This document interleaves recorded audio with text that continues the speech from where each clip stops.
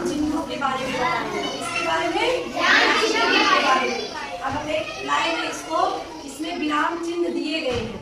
विराम का मतलब क्या होता है? रुकना। जैसे जब हम कुछ पढ़ते रहते हैं तो बीच बीच में रुक जाते हैं ना। क्यों रुकते हैं? विराम चिन्ह लगा रहता है। हाँ, जो विराम चिन्ह लगा रहता है उसके अकॉर्डिंग हम पढ़ते हैं और रुकते हैं। तो कविताओं में यति गति लय कम होता है और गद्य में कहानियों में पूर्ण विराम, अल्प विराम, अर्ध विराम, उप विराम, ये सब चिन्ह लगे होते हैं। उस चिन्ह के अनुसार हम पढ़ते हैं।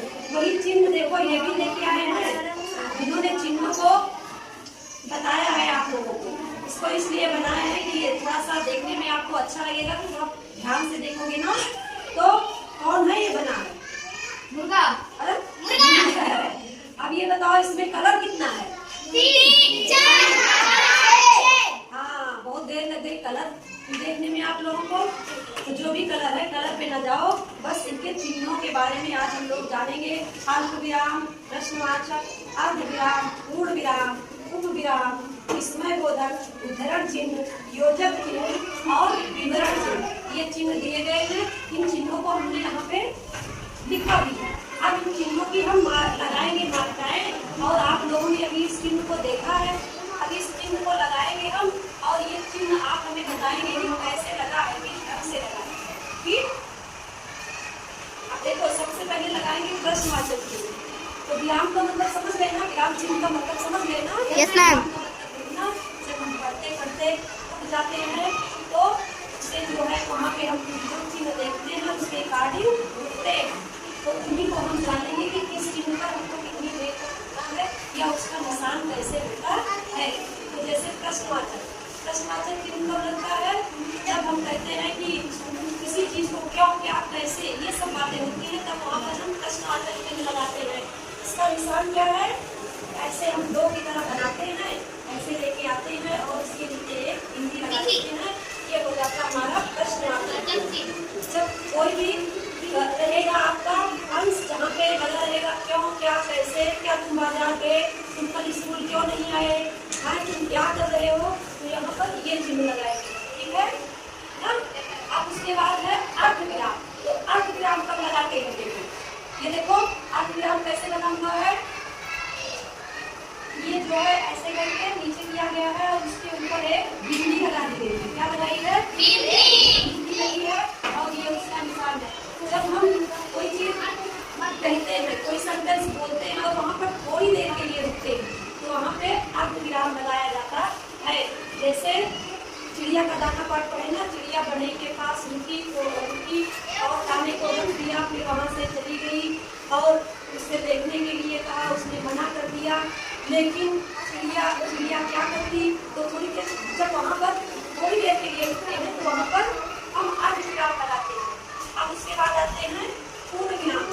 जब हमारा कोई एक सेंटेंस पूरा हो जाता है, कोई एक बात पूरा हो जाता है तो वहाँ पर क्या लगाते हैं? पूर्ण विराम लगाते हैं। जैसे हम बाजार जा रहा है या था, तुम स्कूल आए हो, आज स्कूल आए हो, तुम पढ़ रहे हो, तो वहाँ पर उसको लगाते हैं। या जैसे भी पाठ पढ़ रहे थे आप कछुआ खरगोश की मित्र का, तो एक कछुआ और खरगोश मित्र थे, पूर्ण विराम वहाँ पे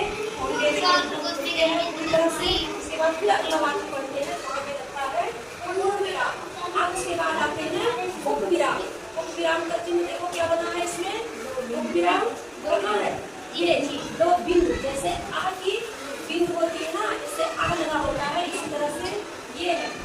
यहाँ पे हम थोड़ी देर के लिए, बहुत थोड़ी देर के लिए रुकते हैं। अब है हमारा अल्प विराम।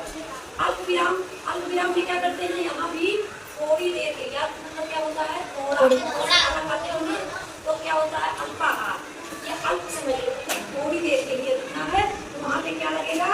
अल्प विराम। अल्प विराम कौन सा है? देखो जैसे ये है इसी तरह से है, सिर्फ ऊपर इसके बिंदी नहीं लगी है, ऐसे। क्या है ये? अल्प विराम। क्या है? अल्प विराम। अब है विस्मयबोधक। विस्मयबोधक मतलब जब हमको कोई आश्चर्य हो, हम आश्चर्यचकित हो जाए। जैसे कह रहे हैं अभी क्लास में बैठे हो, एक सांप आ जाए तो क्या होगा? अरे सांप आ गया, तो सांप आ गया। या जा रहे हो रास्ते में तुम्हारे कोई जानवर आ जाए, काटने वाला कुत्ता आ जाए, तो कह रहे भागो, कुत्ता आ गया। अरे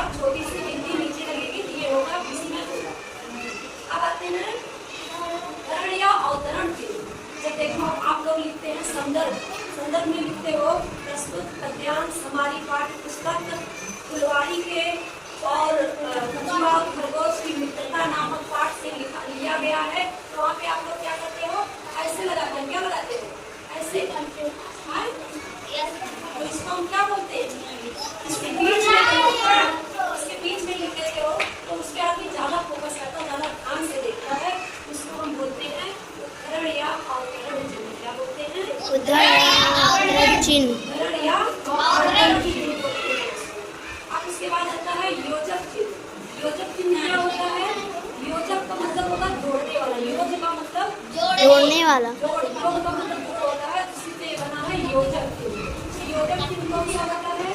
ऐसे होता है, ऐसे होता है, लाइन एक नहीं होती है, इनसे हम बोलते हैं जोड़ने वाला चिन्ह। कौन सा? जैसे माता पिता, रात दिन होते हैं ना, थोड़ा के बीच में एक लाइन लगी रहती है ना, हाँ, योजक चिन्ह। अब आगे आता है विवरण।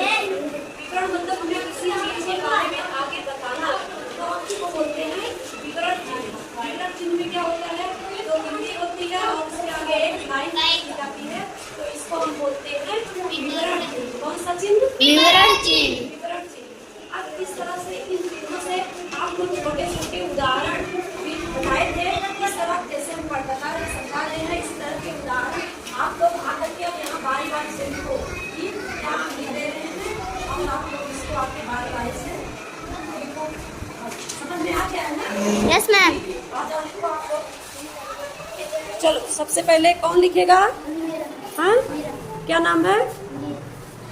हाँ, अनुष्का। आ जाओ, प्रश्नवाचक कोई भी एक लाइन लिखो। अनुष्का बहुत अच्छी लड़की है, हर चीज में तेज है। सारे बच्चे हमारे क्लास के अच्छे हैं, क्यों ना?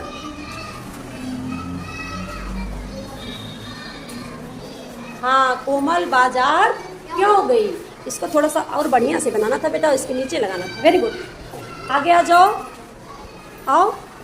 दूसरे नंबर पे कौन आएगा? अर्ध विराम। आओ।